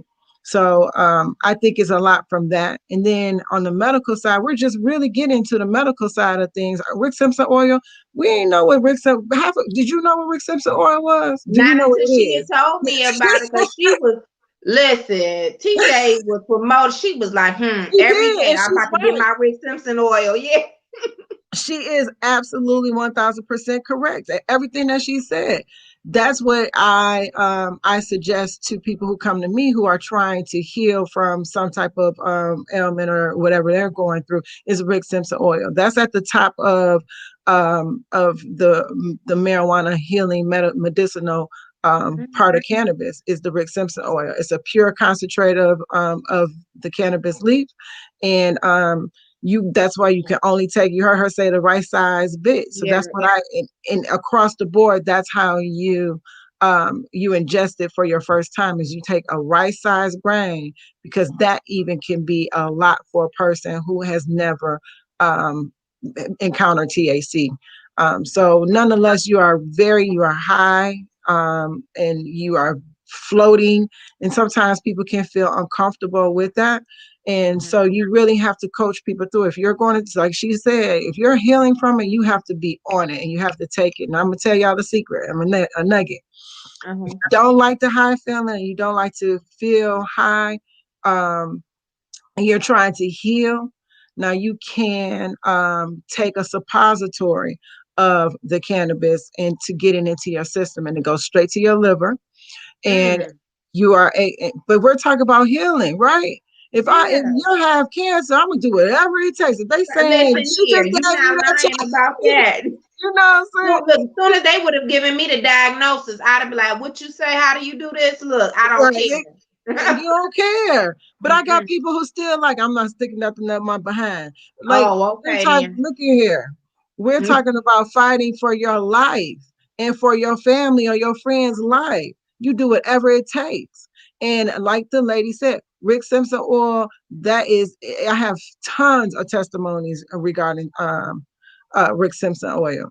And then I have tons of people who have had it in their hands and still won't take it and have passed away. Yeah. That's sad. That's sad. But I think that this false narrative that has been placed right into our community. Because when you think about it, when you go to the more affluent neighborhoods, especially in the suburbs, you don't see as much resistance. No. You don't And see they as do much it just as much resistance. as we do. Yes, if not more. If You not have a more. lot of these housewives and these moms at home, and you know they can't tolerate, you know, these kids being at home all day. Right. That's a part three. I We can do don't know moms what and these man's cannabis. homework looking like. I don't know what these grades looking like, because these mamas is probably like, woo, okay. Yes, But for they had sure. more of an advantage out there than our children are. Yes. But you know, you have a lot of them too that turn to it, like you said. And I don't want to be stereotypical, but let's just be honest. You know, in the whiter neighborhoods and communities, like their children have been prescribed drugs, like especially for anxiety at a young age, as opposed to like in Black communities, we'll be like, just deal with it. That's usually our response, just deal with it, right? They're not as responsive so quickly to give kids certain medicines, which I get, right? I wouldn't want my kid to be hepped up on a bunch of drugs, but I think that that's why they're more likely to be a group of people who are more accepting of using, you know, THC and other things and marijuana to calm them down, because that's what they do. They've been taking, you know, antidepressant, anxiety medication and everything at a young age. You just see it more prominent in their community or whatever. And I'm not going to push for anybody to just be flooding our kids with any of that. But I do agree with you that there is a high level of PTSD in the urban communities. And it's not just with the police. It's with, we're born into the struggle. Let's just be honest. We are born into the struggle. Born into the struggle. Yeah, other people born into privilege, into entitlement, and we're born into the struggle. Even if you Black and you come from a family that's middle or upper class, you still have a certain level of struggle that you have to endure because you're Black or you're brown. So I agree with you on that. I think that is great. Let's talk about how do people get in contact with you? So your place in John R will be open when? I saw some pictures of it on Facebook. Great job. You guys have to go and follow her and look at her pictures. Man, this is a nice place. It really is. So what you saw on Facebook is going to be our classroom. That's where we'll be teaching. So everybody can grow 12 plants, y'all. Everybody on this line can grow 12 plants in your home without any credentials asking or anything. 12 plants. Well, some of them can't grow a plant. You know, the plants be dead before they even come up out the ground. That's true. And we got you. You know? And we got you. So we're gonna be doing showing you all how to grow hydroponically at the store. And then what you saw on Facebook is the classroom. It's gonna be a meeting space, rental space, and if you all want to rent it out for, you know, little small intimate events, you know, call me up. Let me know if you want to rent out the space. It's really quaint, and we wanted to make it comfortable and where you can just really vibe out and get the energy that you're looking for. And then the bigger space is where we're going to have the grow supplies. So we're approaching this market differently. So look, there's no Black-owned grow supplies in Detroit, Michigan. Say that again. I didn't hear you. There is no Detroit grow supply store in Detroit. And at a grow supply store on the low end, once you get up and running, you can make about how much profit? We are projecting to make $500,000 this year, And beyond that, we are looking into the millions. But we need your participation. We need you to come, not go to these other stores around us, but come see your Black people. They're talking about us supporting one another, and we have to do this. The supply chain is very real. Circulating our dollars is real. That's what BCA is about. Black Cannabis Access is about. It's making sure and securing this supply chain in the cannabis industry. And what that looks like is us being in each of these roles, being owning the real estate, owning the seeds, owning the plants, growing the plants, and then owning these licenses, owning the grow supply stores. That's circulating. So hold on, wait a minute. So you got to educate me. Okay. So the seed, but the seeds come from the plant, right? So if you own the plant, you own the seed. You got to help me now. So seeds, there are just people. Now we're talking about finding the seeds, and Black people need to get into that business of finding seeds and cultivating seeds and turning them into plants. Like that is a business in itself. Oh wow! Total business in itself. Yes. Clones is a business in itself. So that's when the plant is a small plant, is a clone of a mother plant. That's a business in itself. All of these different pieces is where we should be in ownership at. Okay. So that's what Black Cannabis Access is supporting ownership.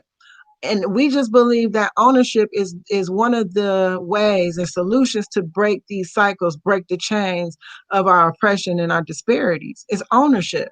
Let me ask you this. So where do you actually sell, like if people want to get the THC oil and things like that, where would you sell that? And then also give us a ballpark, because you sell it like different sizes. You just do it yourself. I'm looking at you. I know you look well. Okay. The traditional set. Okay, what about this? Let me frame the question differently.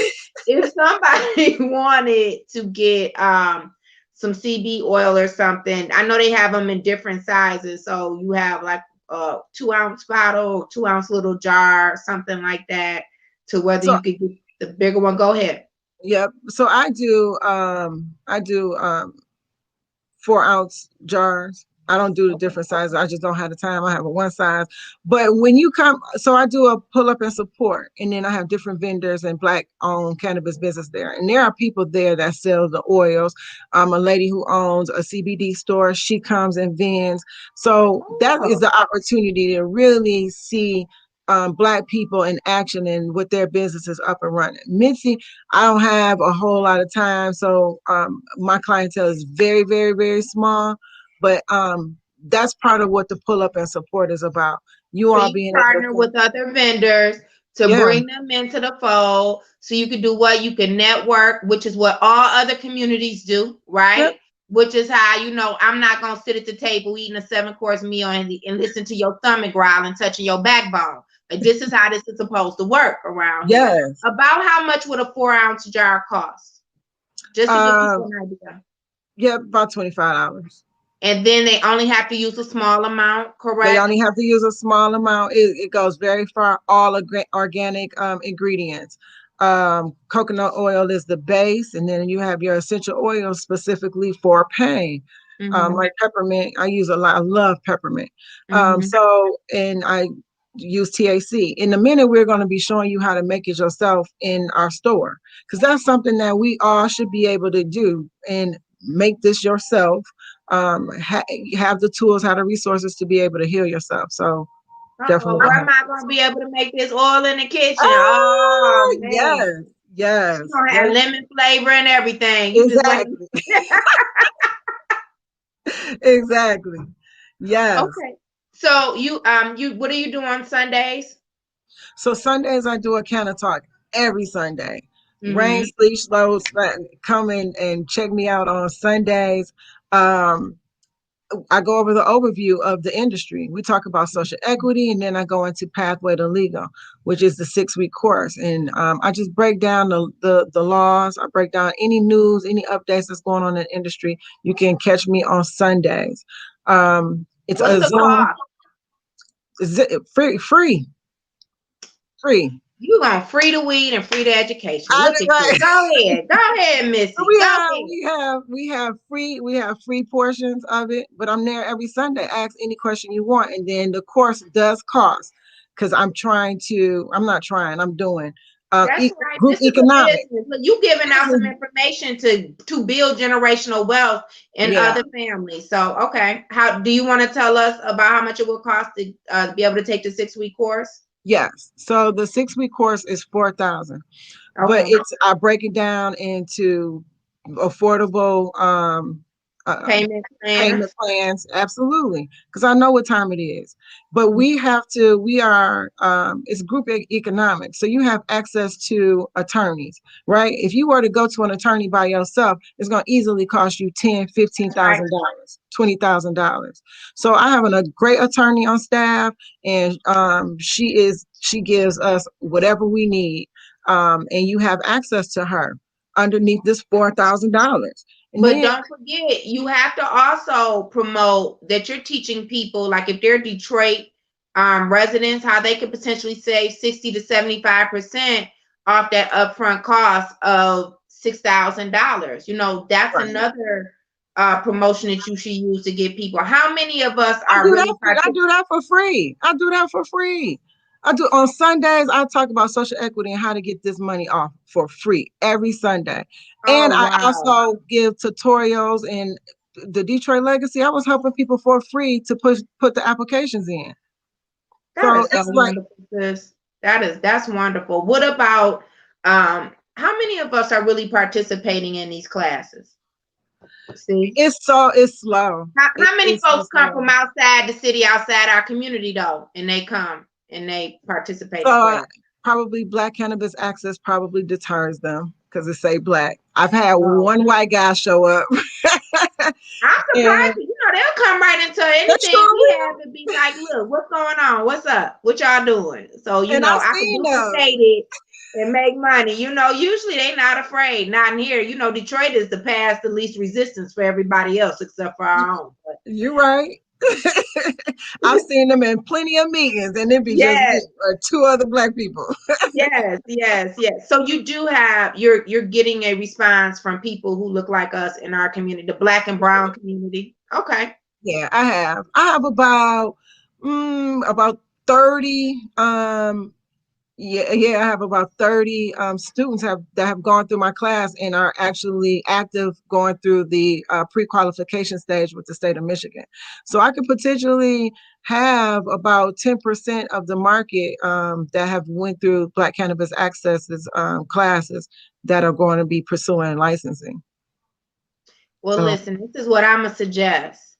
If it's a couple of y'all who want to get together and you want to open up, want to get into this cannabis industry, but y'all got to, you know, put your coins and your chips together. You figure out who the smartest person is. That's right. Put your $4,000 together. You send that person to the course. Okay, now we're going to make this happen. We hustle around here in Detroit, right? So if it's 5 or 6 of y'all, you pick the smartest person who's going to stay focused. Now, don't be sending nobody in there who got the ADHD, and then they're going to start looking at the wall and everything, and they're going to come back with only 10% of the information. Now, I'm just going to help you out, Missy, because they'll send you anybody. They send anybody to me. So I know they'll send anybody to you. You talk about they can make $500,000 in the first year to $1 million. You're going to get some of everybody. So this is what we going to do. Okay. You don't have the money. You know, each one of y'all independently, you know, ante up, put your chips together, but send the smartest person who's going to be diligent in attending the courses, and who will pay attention, who will take copious notes, so then they can bring it back to the group and review them based on the information that you're going to get from this phenomenal sister right here. I appreciate you so much for joining us today. I learned so much myself. Look, I didn't know about the seeds and the plant and you could grow 12 of them in your house without no problem. Next time I go or something, when the doors open back up, I'm gonna be seeing everybody with all these pots all over their house. They got that from you. Right. Tell everybody how they can. Right. Tell people how they can get in contact with you. So you can get in contact with me by calling me 313-437-2733. Again, that's 313-437-2733. You can go to blackcannabisaccess.com. You can put in your information there. If you have any questions, comments, you can put your information on blackcannabisaccess.com. I'm on all social medias, on Facebook, Black Cannabis Access, my government, Mitzi Ruddock, or Instagram, Black Cannabis Access 2, Hydro _313. So just get at me. Like, I'm willing to help. In a minute, this industry gonna be so big, I'm gonna be lost in the sauce. So this is That's the what I'm time. saying. You better get it now while you can. You better Yeah. get it now. Whoever would have known, I met you like, I don't know, was it 2018, 2017? I think You it was when like you were in longer than, Detroit. yeah. Yeah, And we it's was been a while. walking, Look, I never doing the knew. Look, neighborhood. I was standing next to a future millionaire. I love it. Great job, Thanks, Black Queen. Queen. Thank you, Thank you for Queen. coming You on too. today. And I I appreciate you appreciate you. sharing this information. For sure. Anytime. I'm grateful. All right. Have a great day.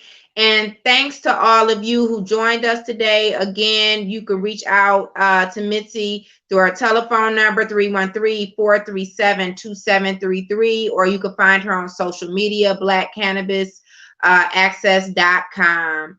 Make sure we support our own. This is so important. I know some of y'all go, look, you smoke every day, okay? You smoke every day. I'm gonna need you to go ahead and support your sister. And also, those of you who really need to get access to some of these oils for healing purposes, and even if you need to get access to, you do edibles too, Mitzi? Yes, edibles. Okay, edibles, whatever you need for medicinal purposes. Make sure that you reach out and support our own Black businesses. We've come to the end of the show. Thank you so much for joining me today. We will be right back here Monday at 8 a.m. But don't forget this Saturday, y'all, at 1 o'clock, the Detroit mayoral candidate town hall. This is so important. Join us. Look, be a part of the process early on. You say you get tired of people treating you as an afterthought when it comes to elections. Well, we making you a priority. We coming to you in February, not in July before the August primary. So I look forward to seeing all of you at 1 o'clock on Saturday on YouTube, the Nicole Small Show, and Facebook. Thank you.